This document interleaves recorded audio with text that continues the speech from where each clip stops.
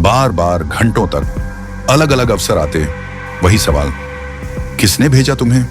तुम्हारे साथ कौन है? तुमने माइकल ओडवायर को क्यों मारा?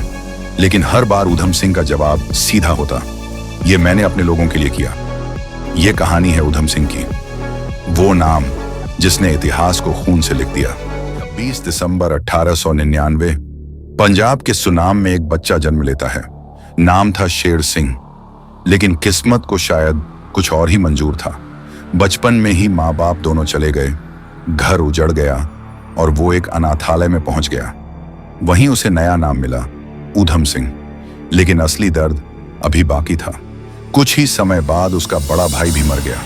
अब वो पूरी तरह अकेला था, न कोई अपना न कोई सहारा, बस एक खामोश बच्चा जो अंदर ही अंदर सब सह रहा था। फिर आया वो दिन जिसने इस बच्चे को हमेशा के लिए बदल दिया। 13 अप्रैल 1919 बैसाखी का दिन, अमृतसर का जलियांवाला बाग।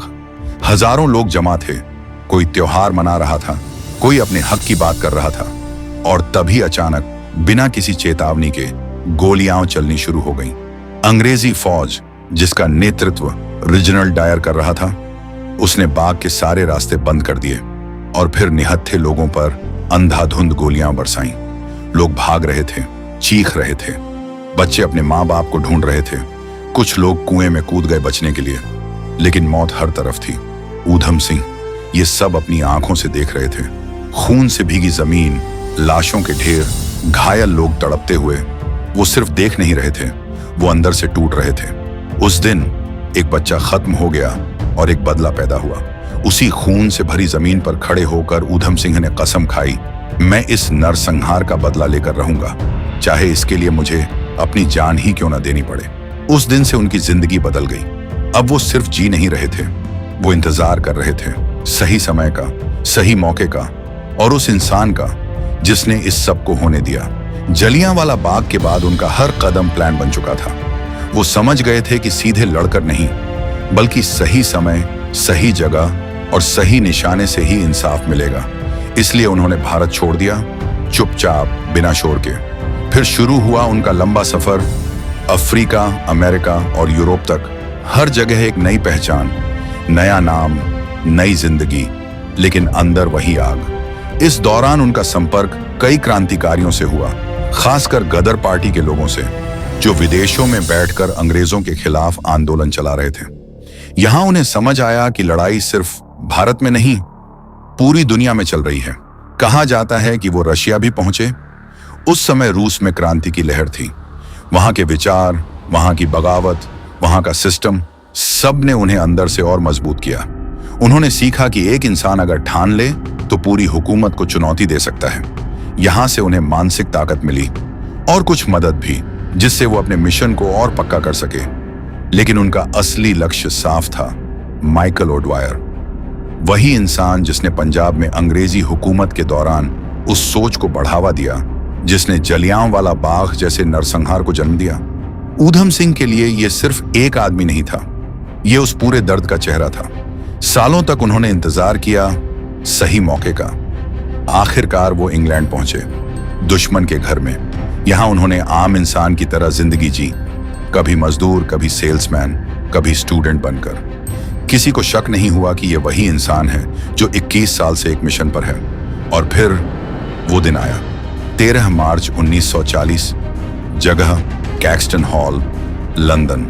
एक सभा चल रही थी, अंग्रेज अधिकारी, बड़े बड़े लोग मौजूद थे।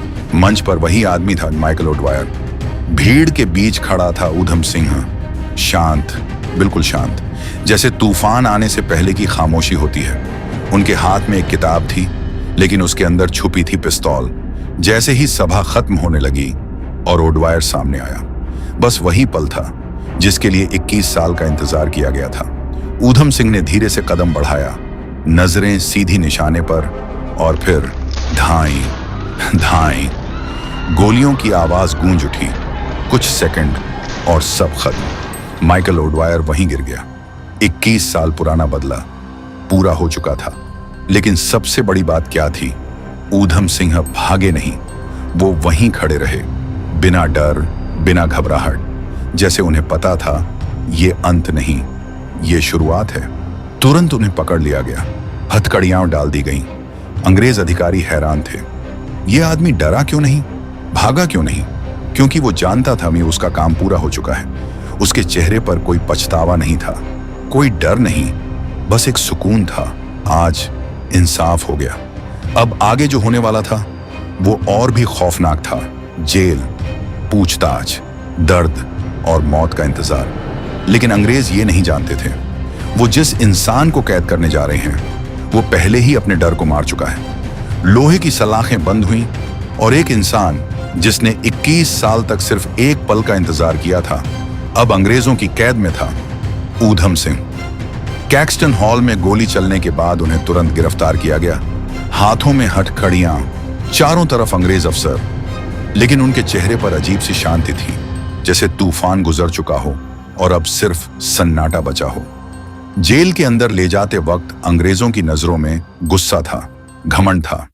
उन्हें लगा कि उन्होंने एक अपराधी पकड़ लिया है, लेकिन उन्हें यह अंदाजा नहीं था कि वो एक ऐसे इंसान को बंद कर रहे हैं जो पहले ही डर से आजाद हो चुका है। जेल में उनकी असली परीक्षा शुरू हुई। उन्हें अलग कोठरी में रखा गया, ठंडी, सुनसान, जहां दीवारें भी जैसे आवाज निकल जाती थी। पूछताछ शुरू हुई। बार बार, घंटों तक अलग अलग अफसर आते, वही सवाल, किसने भेजा तुम्हें? तुम्हारे साथ कौन है? तुमने माइकल ओडवायर को क्यों मारा? लेकिन हर बार ऊधम सिंह का जवाब सीधा होता, ये मैंने अपने लोगों के लिए किया। अंग्रेज उन्हें तोड़ना चाहते थे, कभी उन्हें घंटों खड़ा रखते, कभी सोने नहीं देते, कभी खाना कम कर देते, ताकि उनका शरीर और दिमाग दोनों हार मान लें। लेकिन वो हर दर्द को चुपचाप सहते रहे। उनकी खामोशी ही उनका सबसे बड़ा जवाब बन गई थी। दिन बीतते गए और पूछताछ और सख्त होती गई। अंग्रेज अफसरों को गुस्सा आने लगा। यह आदमी डरता क्यों नहीं? वो चाहते थे कि वो माफी मांगे, पछतावा दिखाए, लेकिन ऊधम सिंह के चेहरे पर वही सुकून था। उन्होंने अपना नाम तक बदलकर बताया, राम मोहम्मद सिंह आजाद। एक ऐसा नाम जिसमें हिंदू, मुस्लिम और सिख तीनों की पहचान थी, जैसे वो ये कह रहे हों कि उनका बदला सिर्फ उनका नहीं, पूरे भारत का है। फिर आया कोर्ट का दिन। अंग्रेज जज, वकील, भीड़ सब मौजूद थे। उनके खिलाफ मुकदमा चला, उन्हें कातिल कहा गया। लेकिन जब बोलने की बारी आई तो उन्होंने बिना डरे, बिना झुके साफ कहा, मैंने जो किया सही किया। ये उन लोगों के लिए था जिन्हें जलियांवाला बाग में मारा गया। उस पल कोर्ट रूम में सिर्फ एक कैदी नहीं खड़ा था, वहां एक इंसान खड़ा था जिसने अपने डर को हरा दिया था। अंग्रेजों ने फैसला सुना दिया, फांसी। 31 जुलाई 1940 सुबह का समय। जेल के अंदर सन्नाटा था। उन्हें फांसी के लिए ले जाया गया। कदम बिल्कुल स्थिर, चेहरे पर कोई डर नहीं, जैसे वो पहले से तैयार थे। कहा जाता है कि आखिरी समय तक उनके चेहरे पर वही संतोष था कि उन्होंने अपना वादा पूरा कर दिया। फांसी का फंदा उनके गले में डाला गया और कुछ ही पलों में उनका शरीर शांत हो गया। लेकिन उनकी कहानी वहीं खत्म नहीं हुई। उस दिन एक इंसान मरा नहीं, वो अमर हो गया। अंग्रेज सोच रहे थे कि उन्होंने एक विद्रोही को खत्म कर दिया, लेकिन असल में उन्होंने एक ऐसी आग जला दी जो आने वाली पीढ़ियों को हमेशा याद दिलाएगी कि अन्याय का जवाब कभी न कभी जरूर मिलता है और एक इंसान भी इतिहास बदल सकता है। ऊधम सिंह अब एक नाम नहीं रहे, वो बन गए इंसाफ का प्रतीक। अगर आपको ऐसी सच्ची रोंगटे खड़े कर देने वाली कहानियां पसंद हैं, जहां इतिहास सिर्फ किताबों में नहीं दिल में जिंदा होता है, तो अभी चैनल आजादी लाभ 23 को सब्सक्राइब करें, क्योंकि यहाँ हर कहानी सिर्फ बताई नहीं जाती, महसूस कराई जाती है। अगली कहानी में मिलते हैं एक और ऐसे ही वीर के साथ जिसने अपने दम पर इतिहास बदल दिया। जय हिंद,